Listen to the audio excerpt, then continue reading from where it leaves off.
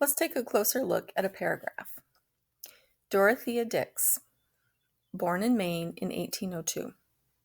She taught school for many years, then volunteered to teach a Sunday school class in a prison. What she found was shocking. Mental patients shared prison cells with criminals and were treated worse than animals. Wrote a long report. Mental patients not being criminals. Many things changed because of Dorothea Dix. Did you hear any sentence fragments? Do we have some sentences missing subjects or predicates?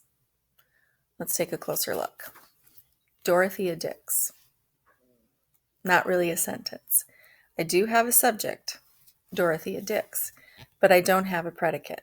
There's no verb here. Let's look at the next sentence and see if there's something we can do with that. Dorothea Dix, born in Maine in 1802. I think I could combine these two sentences and create a complete sentence with a subject and a predicate. How about Dorothea Dix was born in Maine in 1802? Got a subject, and then I have the predicate, an action being performed. She taught school for many years. Is that a complete sentence? She is the subject. Taught school for many years is the predicate. That's a complete sentence. Let's look at the next one. Then volunteered to teach a Sunday school class in a prison. Is that a complete sentence, or is it a fragment? Do I have a who or a what performing some sort of action?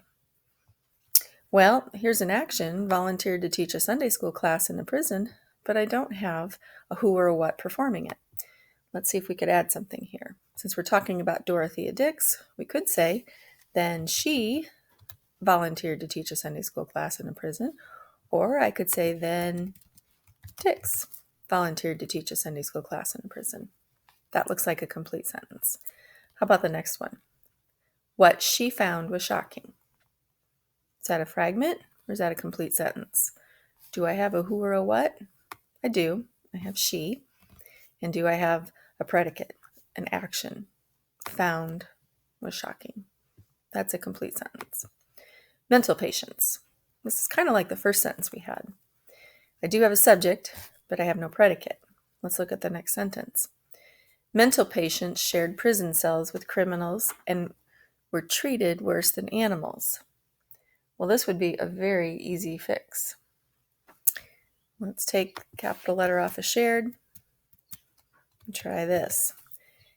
Mental patients, subject, shared prison cells with criminals and were treated worse than animals. There's my predicate. Wrote a long report. Well, who wrote a long report? Dorothea Dix did. We could say she wrote a long report. There's my subject. Or I could go back again and say Dix wrote a long report. Let's look at the next one. Mental patients not being criminals.